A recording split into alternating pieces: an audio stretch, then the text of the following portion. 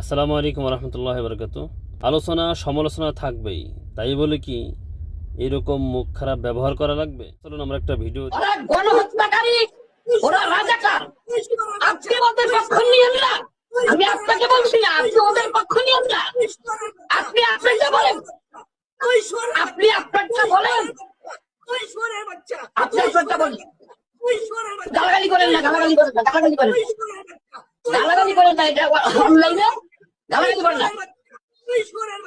আমার হলো ভাই, জামাত হলো গণহত্যাকারী, জামাত ধর্ষক, গোলাম আজম ধর্ষক, মতিউর রহমান নিজামী ধর্ষক, হোসেন রাজাকার ধর্ষক, আর 14 গোষ্ঠী ধর্ষক, গণহত্যাকারী। এইটাই হলো গণহত্যাকারী দল। আপনি তাদেরকে ডিফেন্স করেন না।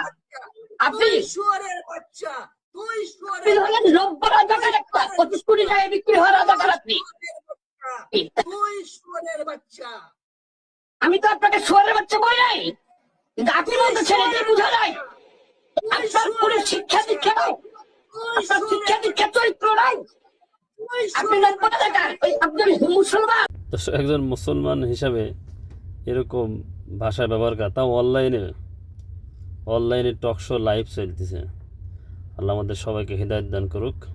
সবাই বলুন আল্লাহুম্মা আমিন।